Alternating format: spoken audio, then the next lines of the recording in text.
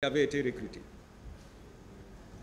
Dans son interrogatoire devant ce tribunal, le commandant Aboubakar Sidiki Diakité a déclaré que des centaines de ces recrues ont été reçues, logées et prises en charge à la présidence par le président Moussa Dadis Camara, quelques jours avant les événements du 28 septembre 2009. Ça, c'est la déclaration de son aide de camp, l'homme le plus proche de lui, son conseiller, celui qui prend son sac partout où ils doivent aller, qui veille sur sa sécurité, son confident.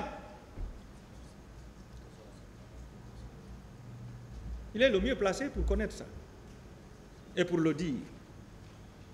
Monsieur Alpha Amadou Baldé, gendarme, garde rapproché du capitaine Moussa Dadis Camara, déclaré devant le pool des juges d'instruction.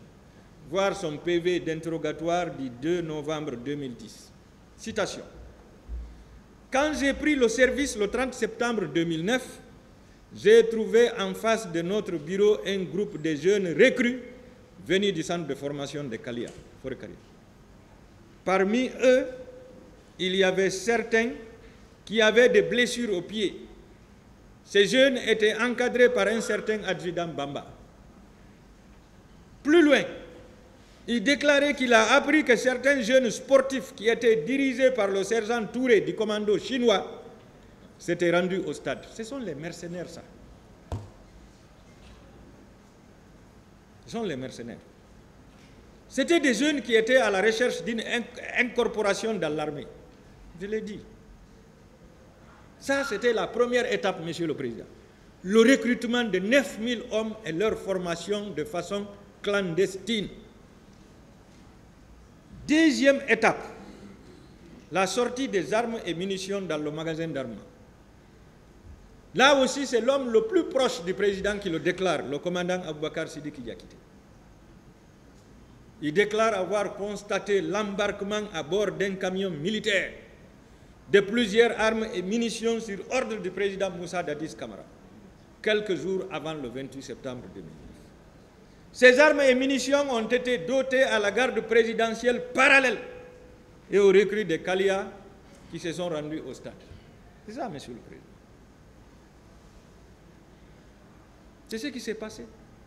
La garde parallèle, la garde présidentielle qu'il qualifie de parallèle et les recrues de Kalia ont été dotés de ces armes qui étaient dans ce camion et de ces munitions pour venir écraser leur population. Des armes blanches avaient été remises aux jeunes porteurs de maillots de Chelsea auxquels on avait promis le recrutement pour aller au stade. Il est important de rappeler, Monsieur le Président, que le chef de l'État avait ordonné le casernement de tous les militaires pour la journée du 28 septembre, en ne laissant que les gendarmes et les policiers pour le maintien d'ordre. On peut déduire que si la garde présidentielle, les recrues de Kaléa et les jeunes sportifs ont bougé de la présidence à bord des bus de transport public, c'est parce que le président Moussa Dadis a donné des ordres et des moyens. Les exécutants n'ont pas hésité de déclarer à certaines victimes d'être envoyées par le président Moussa Dadis Camara et d'avoir sa protection. C'est le cas de M. Ibrahim Khalil Ba, victime, qui déclarait à l'audience du 10 octobre 2023 devant ce tribunal. Selon certains bérets rouges, c'est le capitaine Dadis qui les a amenés au stade. C'est le cas aussi de M. Mamadou Bano Diallo qui déclarait devant le pool des juges d'instruction, voir son PV d'audition du 8 octobre 2012, code 1090, ce qui suit. 3 agents nous ont chassés dans cette concession et ont déclaré aux occupants qu'ils ont la protection du président Dadis et qu'on ne peut rien contre eux. Les gens étaient rassurés. Ils étaient rassurés. Troisième étape, la présence physique du président Moussa Dadis au stade ou à côté du stade. Ça fait couler beaucoup d'encre. Et le président s'est opposé à cette idée. Mais, je vais vous raconter ce que ceux qui vous ont vu ont déclaré. À l'audience du 16 mai 2023, c'est M. Yabou Babari, parti civil, qui déclarait devant ce tribunal qu'au dehors, il y avait les gendarmes de l'antidrogue et les camions militaires avec les 12-7 en haut. Au dehors, ça veut dire derrière le stade. Rappelons que les 12-7 font partie du dispositif présidentiel. Le dispositif présidentiel ne bouge que lorsque le cortège présidentiel doit se rendre à un point B, à une destination connue. Sinon, le dispositif ne bouge pas. Et le dispositif ne bouge pas en l'absence du président. Parce qu'il est fait pour ça. Il est fait pour assurer la protection du président et de sa famille.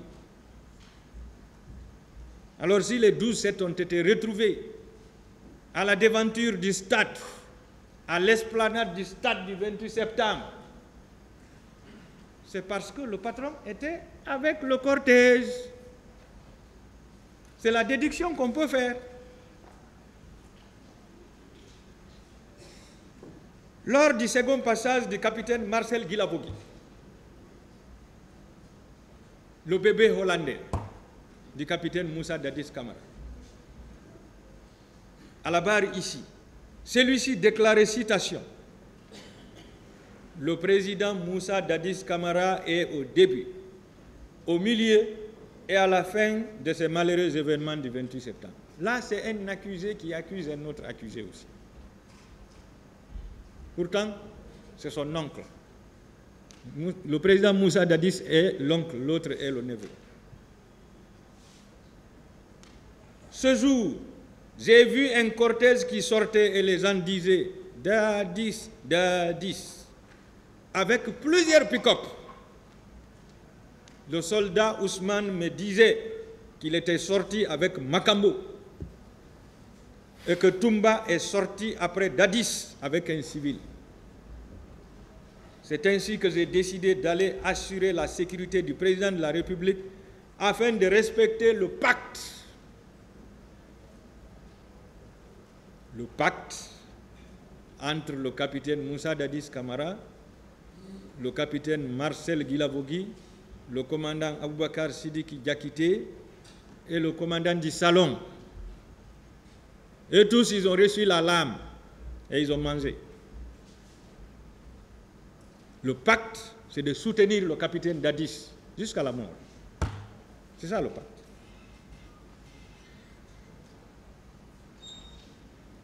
Il continue. J'ai pris ma voiture et j'ai aperçu le dispositif au pont de Madina.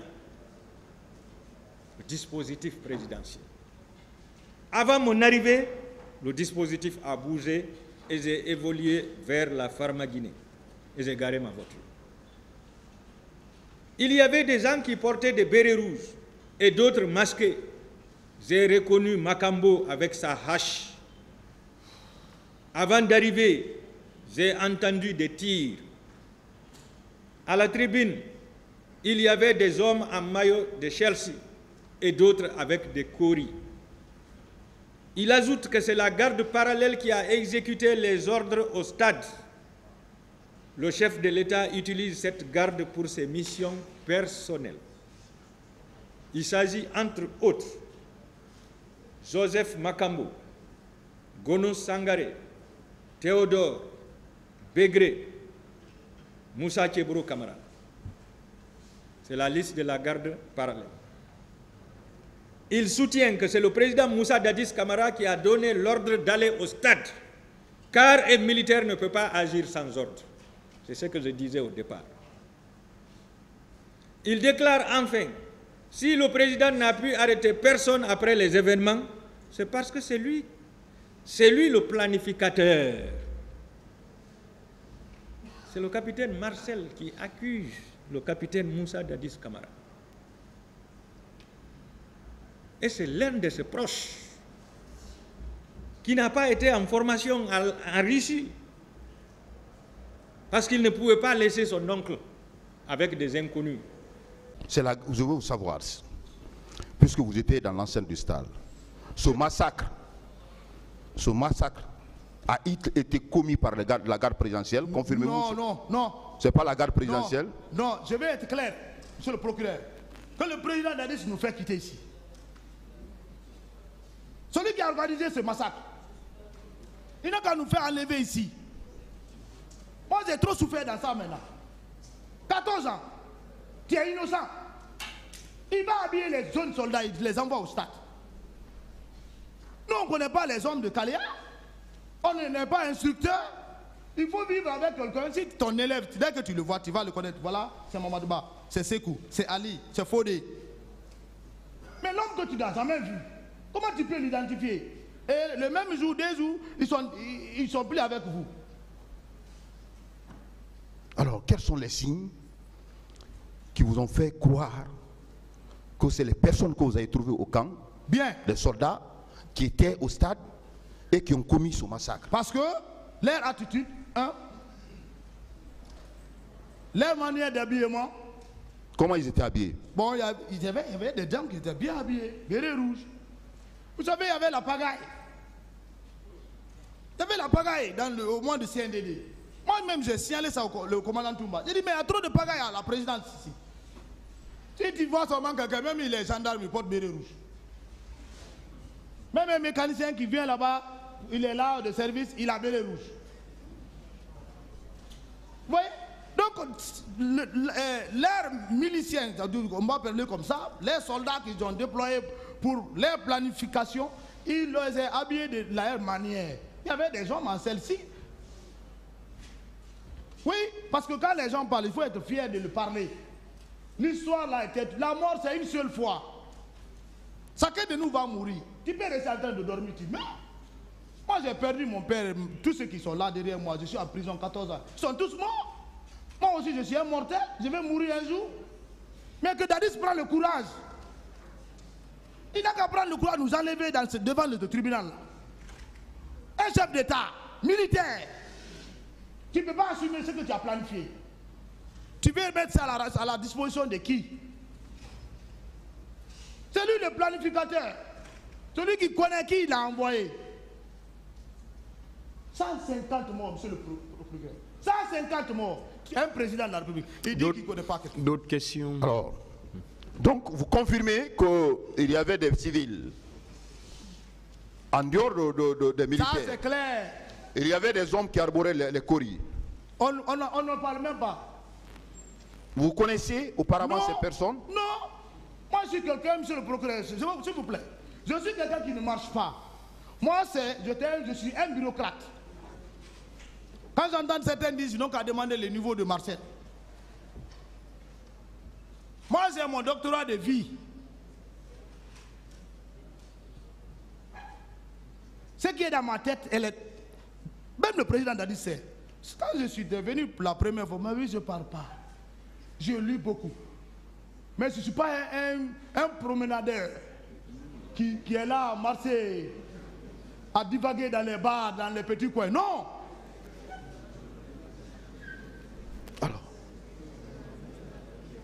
monsieur Marcel, hier, vous avez dit avoir vu commandant Toumba au stade. Vous avez vu Begré. À la rentrée. À la rentrée. Oui. Vous avez vu Makambo. Oui.